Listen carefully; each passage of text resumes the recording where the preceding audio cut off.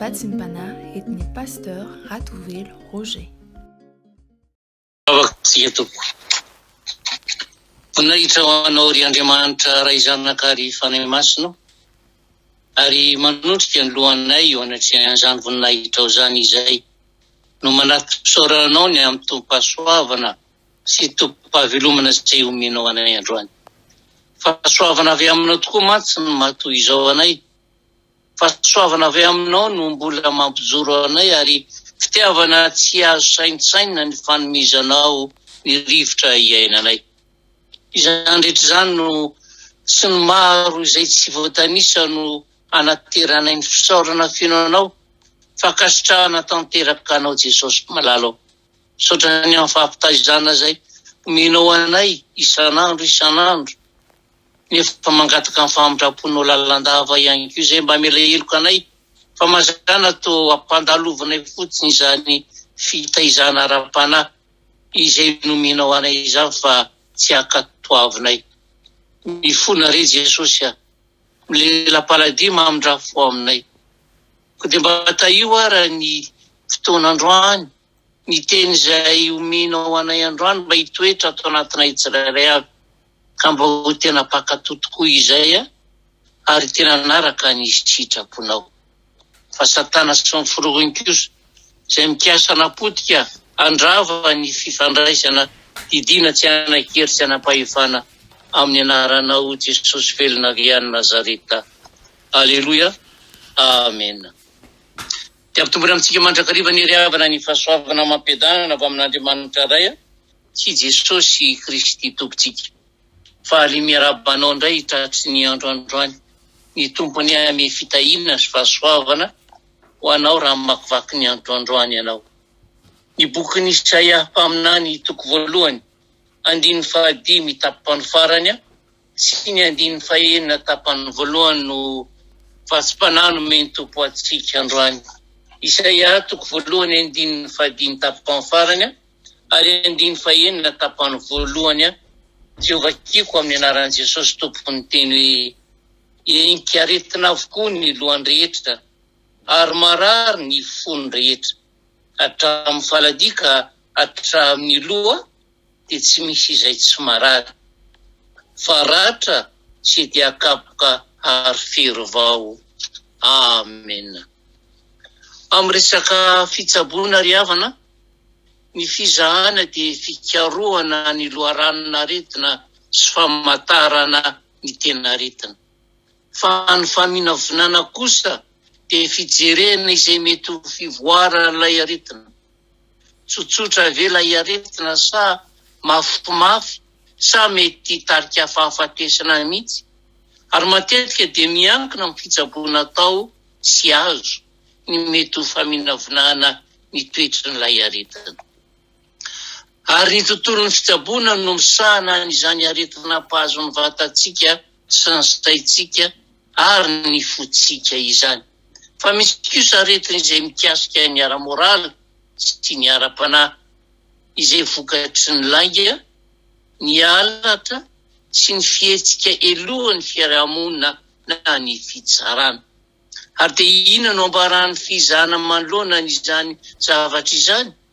Ary eo indrindra no fitsaboana azo atao sy vinavina mety hitranga. Raha manao ny fizahana ny aretina ny Baiboly dia aretina tokana ihany ireo saingy miseho amin'ny endrika maro samihafa. Fahotana no anaran'io aretina io. Raha jerena amin'ny lafiny ara-panahy dia tsy mandeha araka izay ilan'Andriamanitra antsika isika ary amin'izany no mahatonga ny korotana ara-moraly rehetra. Inona ary no fitsaboana atao manoloana n'ity aretin'ny fahotana ity? Ny fiverenana amin'Andriamanitra sy ny fiainoana ny teniny ary ny finoana sy ny fanekenan'i Jesosy Kristy tompo ho mpamonjy. Ary inona no fivoaran'ilay aretina? Raha tsy voatsabo ny fahotana dia mahafaty satria ny fitsarana farany, ny fahafatesana faharoa, ny elo no hiafarany. Ny fandraisana amin'ny finoana ny fanafody atolotr'Andriamanitra ry havana ary miantoka ny famonjena izany. Izay mino an'i Jesosy mantsy dia tsy mba hoelohana fa ho voalaza ny amin'Ziona toko fadimy 520 tafafindra ny ala tamin'ny fahafatesana ho amin'ny fiainana izy. Ary ankehitriny dia tsy hanjaka ny fahotana intsony mino raha manota izy ka miaiky ny fahotany eo anatrehan'Andriamanitra dia voavela heloka tokoa. Vao iny voasoratra amin'ny Korinthiana 2:9 tapany farany hoe indro ankehitriny no andro fankasitrahana, indro ankehitriny no andro famonjena. Fotoana sarobidy sady saripady ny ora farany ainan'ireo jolahy nombona teo ankavia sy ankavanan'i Jesosy tao Kalvaria ry havana. Tamin'izany ora farany izany tokoa mantsy no mbola namoaka ny lonolono tany am-pony any izy ireo ka nyray fota amin'ireo vahoaka izay teo ka nanaraby an'i Jesosy araka ny voalaza ao Mateo 7:24 hoe ary nandatsy azy toy izany koa ireo jolahy nombona tamin'i Jesosy teo amin'ny hazo fijaliana. Tampoka teo nefa dia tonga saina ny anankiray tamin'izy ireo. Vao marina mantsy ny fihetsiky Jesosy ary reny ny teniny hoe raika mamelany ny helony fa tsy fantan'izay ataony.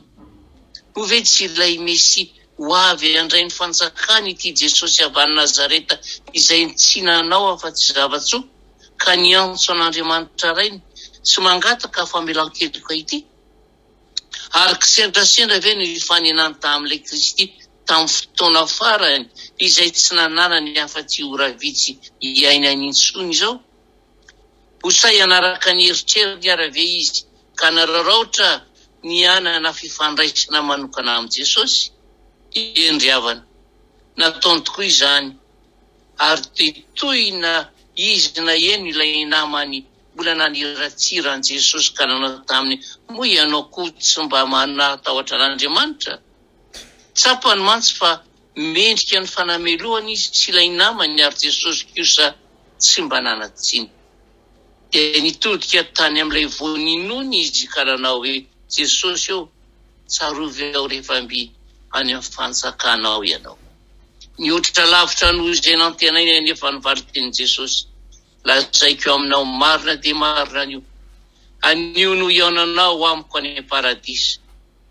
Na inanarorotra an'ity fotoana farany ity tamin'ny fiainany ity jolahy ity ry havana. Lipiano ny maraim-baovao. Impiry ianao no hoe fanare fa marary ange ianao io e.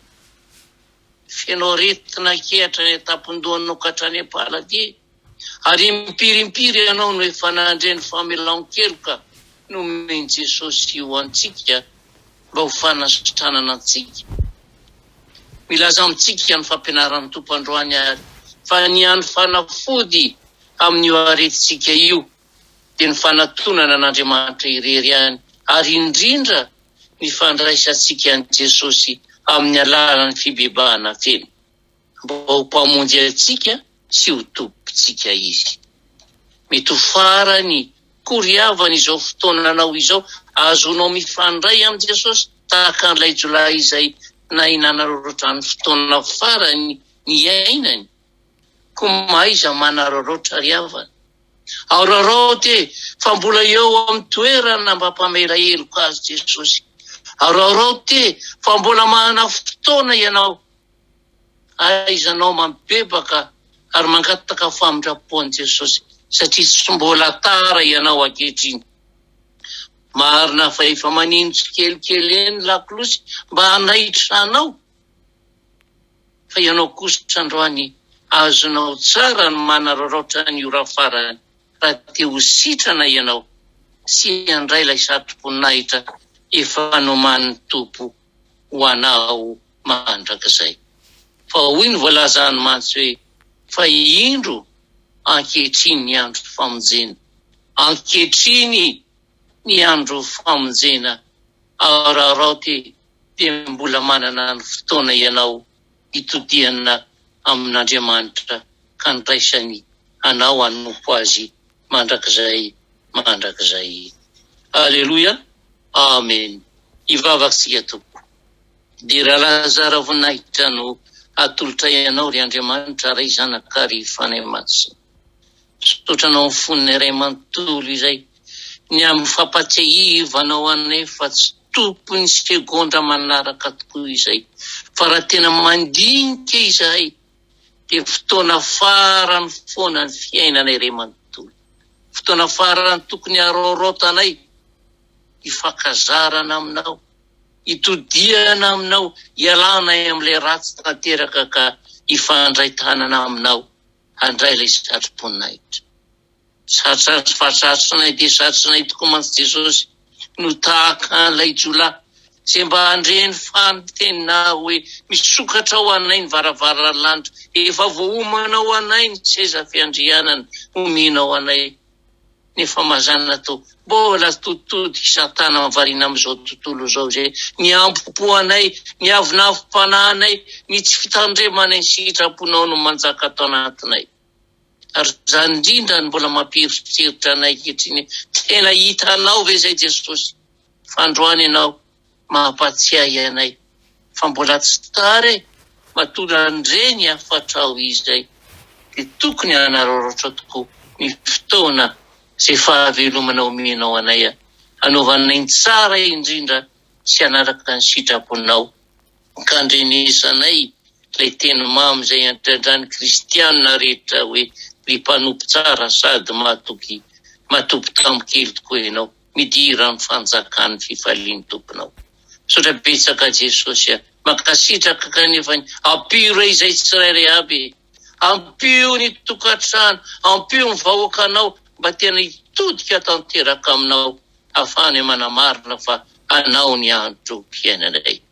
Mametraka ny fiainanay androany ao am-pelantananao, ary izay samy manakalehanay izay, ao ny andeha hamonjy fianarana, ao ny mandeha hamonjy asa fivelomana, ao ny mbola manatanteraka zay rehetra mba faniriny amin'ny fiainany, nefa tsy hanadinony anao satria fantatray fa isan'andro ianao dia hiteny hoe na iotika viana ro nandeha iotika havanana, andreny teny ao antsofinareo foana hoe tia ny lalana ka izory, dia hita fitsarana ao amin'ny fanahinareo ianareo. Mametraka an'izay eo am-pelantananao ary izay, ka na ina ho tanterahanay, dia mba ho voninahitsy ny anaranao rery any, ary ataovy mahita fifaliana amin'izao fanarananao izao izay. Betsaka ny mety manenjika Jesosy, betsaka ny mety mankala, kanefa tsy ho zakanay izany raha tsy anao rery any no miara-dalana aminay, hianampy anay, hitahy anay. Ampio ary izay fanahy masonao, hiaraka aminao isan'andro, ka aizanay manana rorotra ny andro mpiainanay hitodika aminao. Misaotra Jesosy eo. Jesosy malalo, tanterao amin'ny tsirairay aby ary todranao masona ka hitenenanao hoe hitahy anao any Jehovah ka hiaro anao. Ampamiram-peritra ny tavany aminao Jehovah ka mindrafo aminao.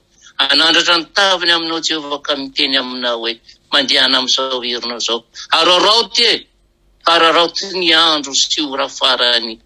Ao miandry anao Jesosy, mbola manatsotra ny tanam-pitiavany. Sotra fanahy masino. Aleluia. Amen.